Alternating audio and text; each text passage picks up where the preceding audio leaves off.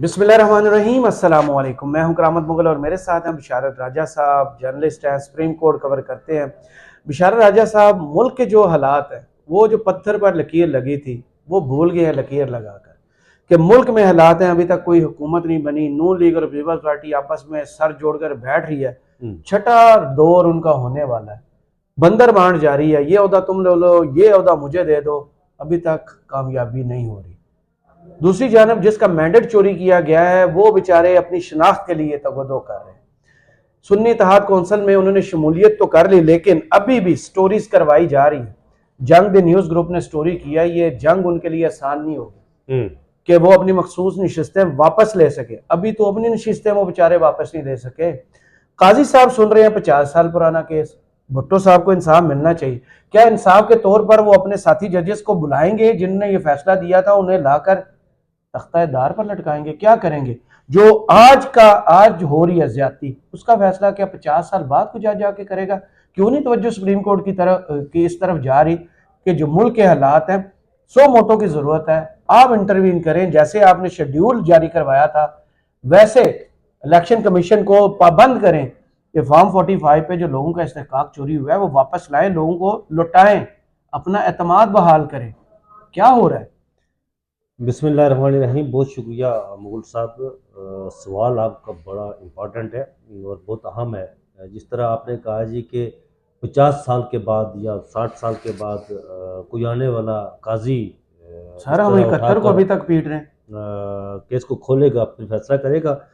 लेकिन मुगल साहब, यहाँ पर एक और सुप्रीम कोर्ट में नजरसानी की रिव्यू पिटीशन दायर है। जो 13 जनवरी को काजी साहब ने फैसला दिया था ना, उसके बाद पाकिस्तान तहरीक इंसाफ ने उस बल्ले के उस फैसले के खिलाफ एक नजरसानी की अपील दायर की थी। अभी तक वो अपील लगी नहीं। हमें कोई पता नहीं उसका नंबर भी लगा या नहीं लगा। काजी साहब इस वक्त एक 50 साल पुराना केस जो है ना वो खोल कर बैठे हुए हैं कि भुट्टो के साथ ज्यादती हुई या नहीं हुई। वो ठीक है, भुट्टो के साथ ज्यादती हुई सब है, मुत्तफिक हैं जी, ज्यादती ज्यादती हुई। हुई है। चलें आगे भुट्टो बढ़े। का जो है ना वो जुडिशल मर्डर हुआ है, इसमें कोई दो राय नहीं है। लेकिन मसला क्या है? मसला सर ये है कि इस वक्त मुल्क के अंदर 8 फरवरी को इंतखाबात हुए। मुल्क में इस वक्त अनारकी है, सियासियत में इस्तेकाम है। काजी साहब को चाहिए था कि वो रिव्यू पिटीशन जो पाकिस्तान तहरीक इंसाफ ने दायर की थी उसकी समाअत करते। मुल्क जो सबसे बड़ा आम ये था कि वो जो इंतखाबात हो चुके हैं ना उनको तहफ़्फ़ुज़ फराहम करते। उसकी लपेट में खुद आए जब कमिश्नर रावलपिंडी ने स्टेटमेंट दी कि मैंने ठप्पे लगवाए, मुझे ठप्पे लगवाने पर मजबूर किया काजी साहब ने और राजा साहब ने। जी, ऐसी बात ही है। सिकंदर सुल्तान राजा जी साहब, मैंने नहीं किया जनाब। जी, आप नहीं आया वो, आप इतने होते तो हमारे साथ थोड़ी बैठे हाँ, होते बिल्कुल सर सही है। कि आपका नाम आ गया है, आप मीडिया पर अपीयर होते हैं, आप अपना केस वहां प्ली कर देते हैं, बजाय इसके कि आप भी जज एक मिसाल कायम करते हैं, आप कोर्ट के अंदर उसको चलाते हैं, ना कि मीडिया को बुलाकर आज जो बयान जारी काजी करते हैं। साहब ने देखे मतलब बात से बात निकलती है ना।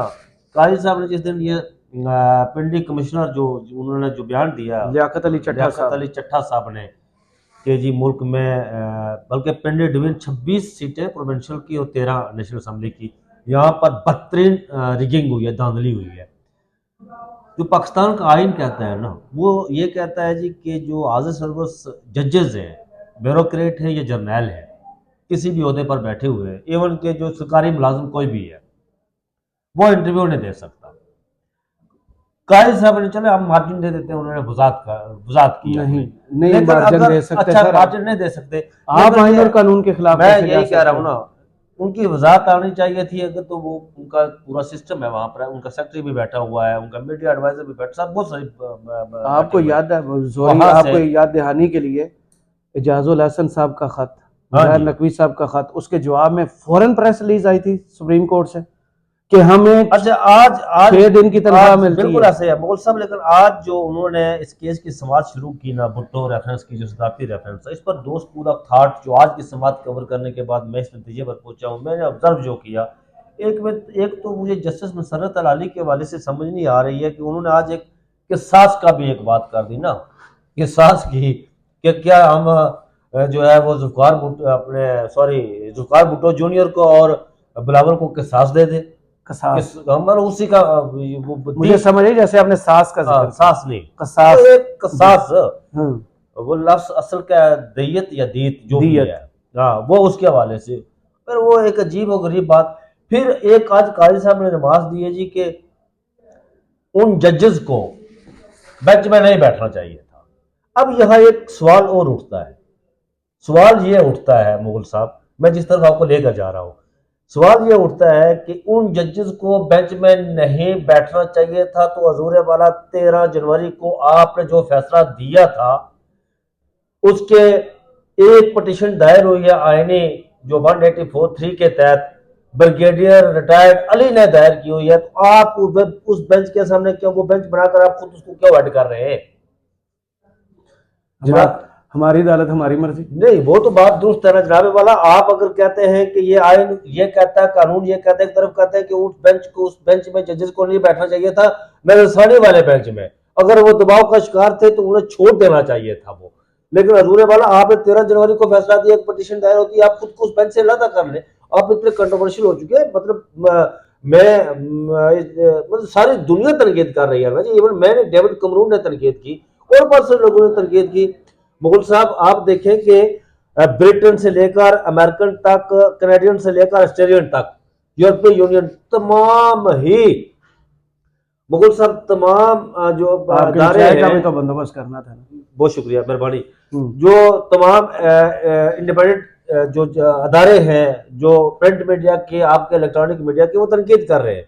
एक तरफ तो काजी साहब ये कह रहे हैं, दूसरी तरफ ये आज उन्होंने कहा जी अच्छा, एक तो जो स्कूल ऑफ थॉट की मैं बात कर रहा था मुगल साहब के, जो स्कूल ऑफ थॉट, एक तरफ तो जस्टिस मंसूर, आपको पता है जस्टिस मंसूर शाह अक्टूबर में चीफ जस्टिस बन रहे हैं, जी बिल्कुल, 27 अक्टूबर को वो दिन आएगा जी, 3.25 साल वो चीफ जस्टिस रहेंगे। जो उनका स्कूल ऑफ थॉट है वो ये कह रहे हैं कि मेरा आज भी 186 पर जो है ना, वो उसके तहत मैं पूछना चाहता हूं कि वो दरवाजा बंद है या खुला हुआ है। अब देखिए जो सुप्रीम कोर्ट है इसके पास 4 इख्तियार है। एक तो 184 इसका अपना जो असल दायरा इख्तियार है सुप्रीम कोर्ट का, जो उसकी बनता है। एक है आइन का आर्टिकल 185 जो वो होता है जिसमें अपीलेट अपील की जाती है किसी फैसले के खिलाफ, उस सुप्रीम कोर्ट है या अपीलेट कोर्ट है। एक वो, एक होता है 186, वो दायरा अख्तियार है कि जो सदर ममलकत आपका रेफरेंस दायर करता है उस पर सुप्रीम कोर्ट एक्शन लेती है। और एक होता है आर्टिकल 88, वो है आपका रिव्यू पिटीशन, नजरसानी वाला जो होता है। अब मुझे ये बताएं कि इस केस पे जो भुट्टो का केस है, ये पहले से इस पर नजरसानी हो चुकी हुई है। उसी बेंच ने जो है ना वो फैसला दिया था कि उसकी सजा को बाहर रखा था, 4-3 से आया था फैसला ये। अब जो जस्टिस मंसूर शाह ये पूछ रहे हैं ना, जस्टिस मंसूर शाह का जो उन्होंने क्वेश्चन रेज किया पूरी हियरिंग में, आज 4थी-5वीं समाअत थी ये, मुझे बार बार पूछ रहे हैं कि आप हमें, जो अदालती मामलीन है या जितने भी हैं, उन्हें बार बार ये पूछ रहे हैं कि आप हमें बताएं हजूर के हम इस केस को किस अदालती दायरा अख्तियार के तहत सुन सकते हैं, कौन सा हमारे पास अख्तियार है। क्या हम जो भुट्टो को फांसी दी गई है उन जजेस को गलत करा दें? अगर वो होता है तो फिर आप जितने भी मार्शल लॉ आए हैं उनको भी वैलिडेट आपने किया, फिर उसको कहां देखेंगे, उसको कहां खड़ा करेंगे? लेकिन मेरी आज जो मूल साहब अंडरस्टैंडिंग थी ना, वो ये थी कि चीफ जस्टिस काजी फाइजा साहब जो रिमार्क्स उनके सामने आए, एक तो उन्होंने कहा कि जी हर बंदा माजी में जितनी भी गलतियां हुई हैं वो माफी मांगे और अपनी अपनी डोमेन में काम करे। ये उन्होंने कहा। कितनी अच्छी बात की। अच्छा, एक ये बात उन्होंने की। दूसरी बल्ले का जिक्र था, बल्ले का जिक्र नहीं था। दूसरी ये उन्होंने की जी कि अच्छा वक्त है ये अदलिया के लिए और फौज के लिए। फौज पाकिस्तान नाम दिया सिर्फ, हाँ सिर्फ पाकिस्तानियों के लिए बुरा टाइम है। ये अच्छा वक्त है कि आप जो है ना वो हम माजी को भूल कर आगे चले, और हमारा माजी जो है ना वो बड़ा बोसीदा माजी है, ये लफ्ज़ इस्तेमाल किए। फिर साथ ही उन्होंने कहा ये कि हम अच्छा उसकी जो आज वो अपना नैरेटिव जो या रिमार्क्स जो बिल्ड कर रहे दे रहे थे, मेरी अंडरस्टैंडिंग ये थी कि वो ये कहेंगे कि जो मार्शल लॉ के जो मातहत अदालतें थी ना वो दुरुस्त रही थी, उनके फैसले गलत थे। मेरी अंडरस्टैंडिंग ये थी कि वो इस तरफ जा रहे हैं कि वो, लेकिन जस्टिस मंसूर शाह जो अलग स्कूल ऑफ थॉट लेकर उसको बिल्ड कर रहे हैं, वो बड़े वैलिडेट क्वेश्चन है उनके। वो कह रहे हैं कि ये इस दिलचस्प बात में आपको बताऊं मुगल साहब कि इस जो सदारती रेफरेंस दायर हुआ है, सिवाय इसमें एक इंटरव्यू जो नसीम हसन शाह ने वो इफ्तिखार अहमद को दिया था, जियो न्यूज़ को। जियो न्यूज़ को, जस्टिस मंसूर शाह यही कह रहे हैं कि वो एक, उसके अलावा हमारे पास कोई एविडेंस ही नहीं है, हम किस तरह इस केस को देखें, हम क्या इस पर फैसला करेंगे, हम राय दे सकते हैं इस पर। उन्हें कहें जस्टिस मंसूर शाह ने उन्हें कहा को कि जाके कहे हाथ बांध के, हम राय काजी दे साहब सकते हैं। इस वक्त भी एक साबिक वजीर आजम सियासी मुकदमात में जेल में है, जिसको सजा सुनाई गई है, जिसको हक़ दिफा नहीं दिया गया, उसकी भी सुन लें, वो भी आपकी कोर्ट की तरफ देख रहे हैं। पूरे मुल्क में जिनको लोगों ने वोट दिए हैं उनका मैंडेट चोरी हुआ है, खुदारा उनकी भी सुन लें।